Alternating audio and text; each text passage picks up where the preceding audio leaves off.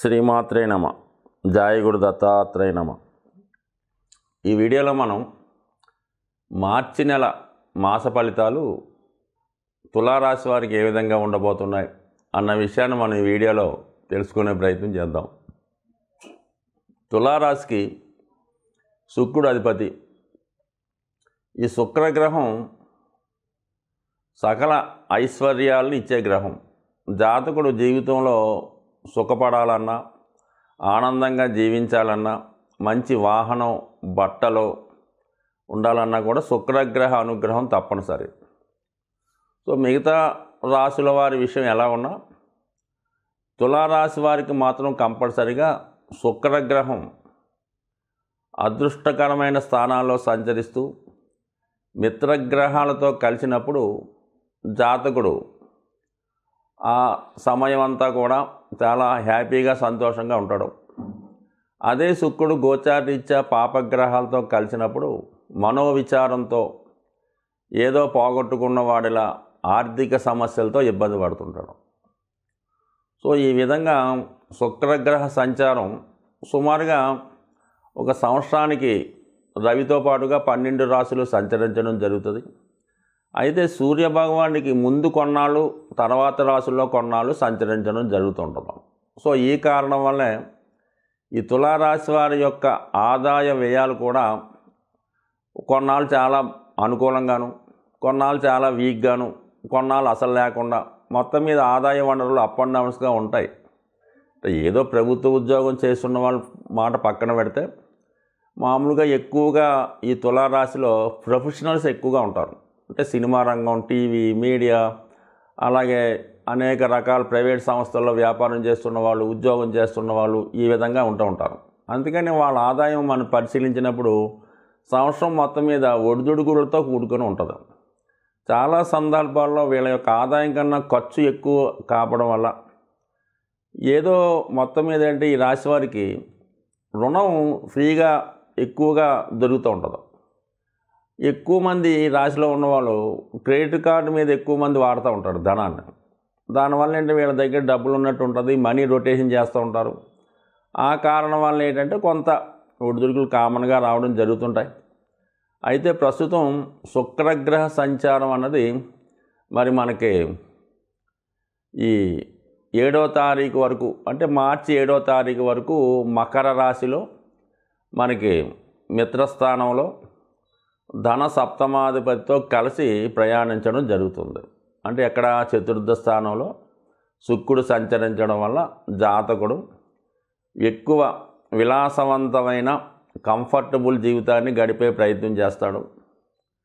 భూములు, స్థిరాస్తులు సంబంధించిన విషయాలు మీద శ్రద్ధ పెట్టడం జరుగుతుంది. అవి కొనటం కానీ అమ్మటం కానీ ఏదో ఒక ప్లాన్ చేస్తూ ఉంటాడు. అలాగే భార్యతో కలిసి, జీవిత భాగస్వామితో కలిసి కొత్తగా ఏదైనా వ్యాపారం చేద్దామని కానీ ఈ విధంగా కొత్త పథకాలు చేస్తూ ఉంటారు. ఏదన్నా మొత్తం మీద భార్యాభర్తల అన్యోన్యత చాలా బాగుంటుంది. ఇద్దరూ కలిసి ఒక నిర్ణయం తీసుకుంటారు. అలాగే పరస్పరం ఒకరికి ఒకరు విలువైన వస్తువులు కానుకగా ఇచ్చుకోవడం జరుగుతూ ఉంటుంది. అలాగే కొంతమంది దూర ప్రాంత ప్రయాణాలు, పుణ్యక్షేత్రాలు మొత్తం మీద ఏంటంటే శుక్రుడు మరి మార్చి 7 వరకు చాలా అనుకూలమైన స్థానంలో, చతుర్థ స్థానంలో ఉండడం వల్ల ఉన్న డబ్బు చాలా వరకు మొదటి వారంలోనే ఖర్చు అయిపోవడం జరుగుతుంది. ఇక రెండో వారం 7వ తారీఖు నుంచి ఇంచుమించుగా 31వ తారీఖు వరకు శుక్రుడు మరి 5వ స్థానమైనటువంటి కుంభరాశిలో అక్కడ ఉన్నటువంటి శని భగవానుడితో కలిసి సంచరించడం జరుగుతుంది. ఎప్పుడైతే మార్చి 7 తర్వాత శుక్రుడు శనితో కలిశాడో తులారాశిలో ఉన్నటువంటి స్త్రీలకి అదృష్టయోగం వరించినట్టే. ముఖ్యంగా వాళ్ళకి వృత్తిలో తగిన గుర్తింపు రావడం జరుగుతుంది. ఉద్యోగ ప్రయత్నాలు ఫలిస్తాయి. ముఖ్యంగా ఎవరైతే తులారాశిలో మీడియా రంగంలో ఉన్నారో, సినిమా రంగంలో ఉన్నారో, మరి చిన్న యాక్టర్ల నుంచి పెద్ద స్టార్స్ వరకు కూడా అందరికీ నూతన అవకాశాలు, వాళ్ళ యొక్క టాలెంట్ రుజువు చేసుకునే సమయం.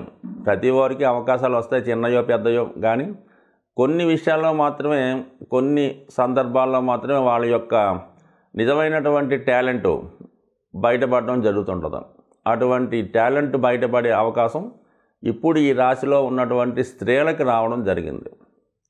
సో అలాగే సంసార జీవితంలో ఉన్న వాళ్ళకి సంతానానికి సంబంధించినటువంటి సమస్యలు ఏమైనా ఉంటే పరిష్కారం అవ్వడం కానీ, అలాగే వీరి యొక్క సంతానానికి ఉద్యోగం రావడం కానీ, వాళ్ళ యొక్క అభివృద్ధి మీకు ఆనందాన్ని కలిగించే అవకాశం ఉంది. సో పంచమ స్థానం అన్నది కేంద్ర స్థానం, అది లక్ష్మీప్రదమైనది. అటువంటి స్థానంలో శుక్రుడు చేరడం, అది మిత్రక్షేత్రం అవటం, తులారాశికి యోగకారకుడైనటువంటి శని భగవానుడితో కలిసి ఉండడం అన్నది ఈ రాశి వారికి నిజంగా మరి మార్చి 7 నుంచి 31 మధ్యలో రాబోయే 24 రోజుల్లో చాలా అనుకూలమైనటువంటి స్థితి. అటు టాలెంట్ రుజువు అవుతుంది, నైపుణ్యానికి తగిన గుర్తింపు రావడం జరుగుతుంది. సో ఇక గురుగ్రహం కూడా ఈ మార్చి 16వ తారీఖున భరణి నక్షత్రంలో సంచరించడం అన్నది ఒక విధంగా తులారాశి వారికి ఈ గురువు కూడా శుక్రుని ఫలితాలు ఇవ్వడం జరుగుతుంది. మార్చి 16వ తారీఖున మరి భరణి 3వ నక్షత్రంలో కంటే పుష్కర నవాంశని ఆ రాశిలో ప్రవేశిస్తాడు.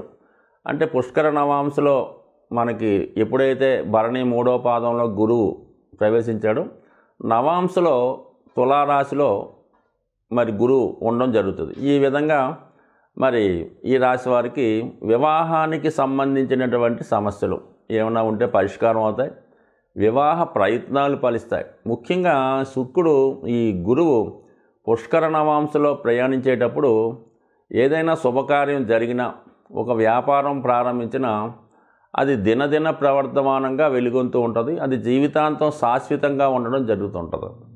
ఈ సమయంలో ఏర్పడే బంధం శాశ్వత బంధంగా ఏర్పడే అవకాశం ఉంది. వీలైతే ఈ సమయంలో మీరు ఏదైనా కొత్తగా ఒక కార్యక్రమాన్ని ప్రారంభించినా, దైవవశాత్తు భగవంతుడి దయవల్ల ఈ సమయంలో మీకు వివాహం జరిగిన ఖచ్చితంగా శుభ ఫలితాలు, జీవితంలో మంచి అనుకూలమైన మార్పు ఈ రాశి వారికి రావడం జరుగుతూ ఉంటుంది. మరి గురుగ్రహ అనుగ్రహంతో మరి మార్చి 16 తర్వాత యాస్టీజ్గా మరి గ్రహాల అనుకూల స్థితి అనుకూలంగా ఉన్నది.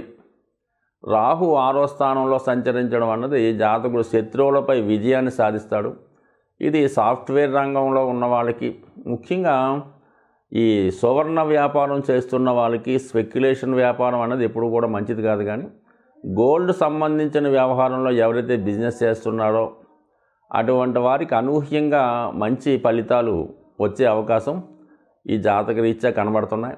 అలాగే కోర్టు సమస్యలున్నా, పోలీస్ స్టేషన్లో ఎటువంటి ఇబ్బందులున్నా, అలాగే ఆర్థిక లావాదేవీల్లో పెద్ద మొత్తంలో ఇబ్బందులున్నా మరి ఈ సమయంలో మీకు అవి పరిష్కరించే అవకాశం ఉంది. బట్ ఏదైనా రాహు ఒకడే కాదు కానీ మిగతా గ్రహాల అనుకూలత ఉండడం వల్ల కేతు 12లో ఉన్నప్పుడు దైవ అనుగ్రహం ఖచ్చితంగా జాతకుడికి లభిస్తూ ఉంటుంది. ప్రతిఫలం ఆశించకుండా చేసే ప్రయత్నాలు ఫలించే అవకాశాలు ఉన్నాయి. ఓవరాల్గా ఈ రాశివారు మరి ఈ నెల వాళ్ళ యొక్క టాలెంట్కి తగిన గుర్తింపు వచ్చే అవకాశం ఖచ్చితంగా ఈ రాశివారు దాన్ని ఉపయోగించుకొని మంచి కీర్తి సంపాదిస్తారని ఆశిస్తారు. ఈ పక్షంలో ముఖ్యంగా వస్తున్నటువంటి పర్వదినం మహాశివరాత్రి. అది మనకి మార్చి 8వ తారీఖున రావడం జరుగుతుంటుంది.